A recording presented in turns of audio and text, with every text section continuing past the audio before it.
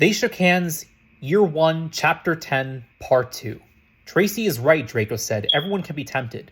We've got to find out what that dog is guarding. How? Harry asked. Draco shook his head. I don't know. We are certainly not going to go on venturing around the school to find out. 2 near-death experiences is all I can handle. Oh yes, Professor Snape told me if we ever act so recklessly again, he'll make us wish the troll had got us, Harry told him. He said we shouldn't act like Gryffindors. That got a few chuckles and Theo looked a little ashamed of himself. Anyone have anything else to add, he added, changing the subject. Nobody did. Let's just move on. Let's practice some curses. We don't have our targets for this, you ninny, Pansy said with a sneer. Theo considered this, scratching his own chin at his chin with his index finger. Good point, Pansy. In that case, then he said, even looking a smile on his face, I volunteer you. Victim Sempra.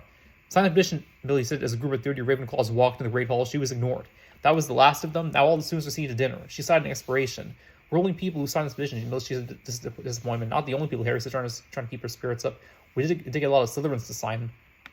By having Elon threaten them to give him detention, Draco said sorely. Did you know I had to promise to do him a favor? Do him a favor in order to get him to do that? An open-ended favor? I may have never forgive you for this. Millie had pointedly reminded them that she had promised to circulate a petition for the creation of a school choir in order to summon an enemy of Slytherin House. Using guilt trips and unscrupulous tactics that Harry hadn't thought her capable of, she'd browbeaten Draco into helping her with it.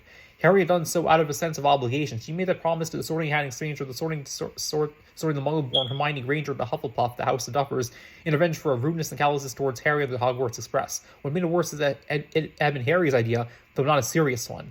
Harry didn't know if he could sing or not. He never tried. Still, singing group sounded like fun, even if he had almost no free time. Both things would line up after the first Quidditch match tomorrow. Harry shook his head. He was trying not to think about that.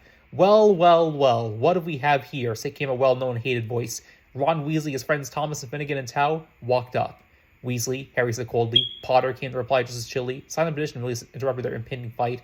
What petition is this, then? Finnegan asked. He had no particular love for the Slytherins, especially after Draco had so soundly hexed him, though to be fair, Weasley had gotten far more than he, but he didn't go out of his way to antagonize them the way Weasley often did.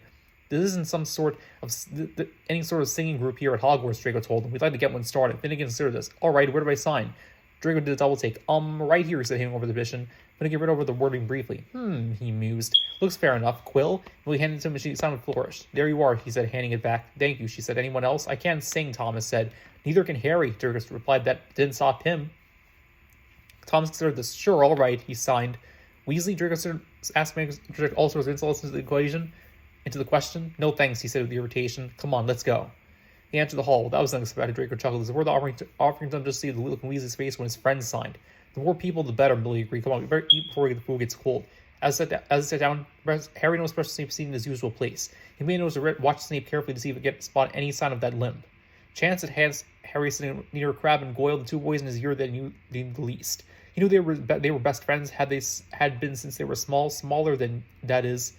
They looked remarkably similar, which meant people often confused them. They both herbology was boring along with history, although they were certainly not alone in that. Now I understand that lack of knowledge of herbs and plants would hurt them when they came to potions, which is why they were always doing badly down in the dungeons. When Harry discovered over astronomy, though, Crabbe thought it was the best thing in the world. Thursday nights, when everyone else is yawning and falling asleep at the top of the astronomy tower, Crabbe would be bright-eyed and perky. Harry was at a loss to explain it. While he liked astronomy just fine, much for her charms.